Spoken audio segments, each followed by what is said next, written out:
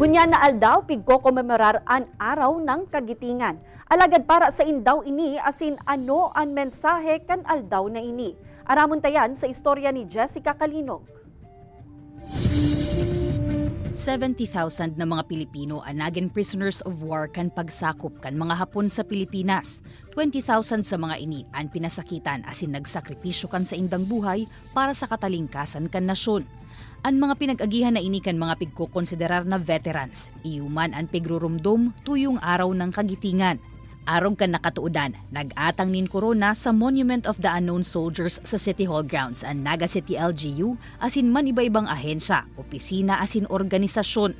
Sinundan ini kan 21 gun salute. Sarong honor bell ceremony man ang ginibo komo pagrumdum sa mga Pilipinong militar pati na sa mga sibilyan na nakipaglaban kan World War II. Presente man sa aktibidad ang mga miyembro kan Veterans Federation of the Philippines, araw ni Nanay Teresita na agum kan sarong Philippine Scout nakabali sa ginibong Death March kan April 1942. Siday nakakaaram ka itong mga dapat ninda makuha ang mga benefits ka ito pong mga surviving pigpapaarami po tangani makakuaman po kan para sa inda.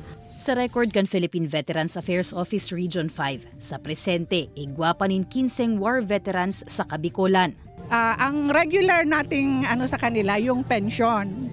Then aside from pension, yung educational benefit sa mga direct descendant ng World War II veteran. Another yung yung burial assistant. And ang pinaka-importante ngayon yung health.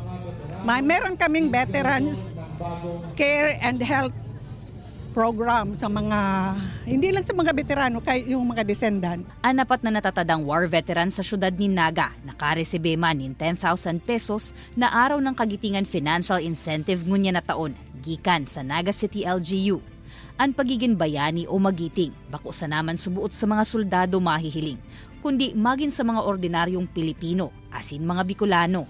Kasi kung titingnan nga natin ang meaning niya, pagpapakita daw ito ng katapangan, determinasyon at handang magsakripisyo para sa iba or para sa bayan. Sa syudad nin Ligao, nagtao manin full military honor asin nagdulot nin burak sa bantayog kan Fallen Sons of Ligao. Nagkaigwa manin 21 gun salute komo pagbisto sa sakripisyo kan mga Pinoy na nagbuwis nin buhay para sa nasyon. Kaibanan si Gerald Gandia, Jessica Kalinog, Balitang Bicolandia.